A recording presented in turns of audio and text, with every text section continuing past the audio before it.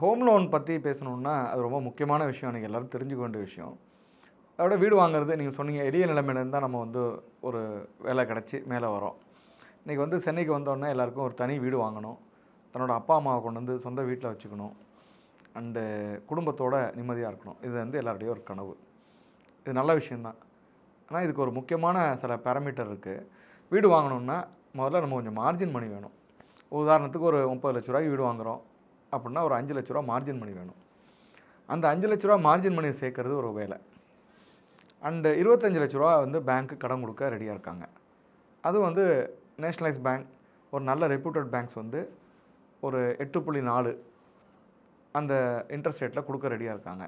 ஒரு ரீசனபிளி அது good rate, soft ரேட்னு சொல்லலாம். 7.5%, 8.4 இதெல்லாமே. அதில் நம்ம என்னென்ன பார்க்கணும் அப்படிங்கிறத நம்ம அப்புறம் பார்க்கலாம். இப்போ வந்து அந்த மாதிரி ஒரு 8.4 கொடுத்து, அது வந்து சப்சிடைஸ் ரேட்னு சொல்லலாம். வீடு வாங்குறவங்களுக்காக குறைச்சலாக கொடுக்குற கடன் பேங்க் வந்து. ஸோ அப்போ அந்த வீடை வாங்கி, அந்த லோனை வாங்கி வீடு வாங்குறதுங்கிறது ஒரு நல்ல விஷயம். ஏன்னா அது வந்து லோனுங்கிறது ஒரு லீவரேஜ். நம்மள்ட்ட இன்றைக்கி காசு இல்லை, அப்போ ஒரு வீடு வாங்கணும்.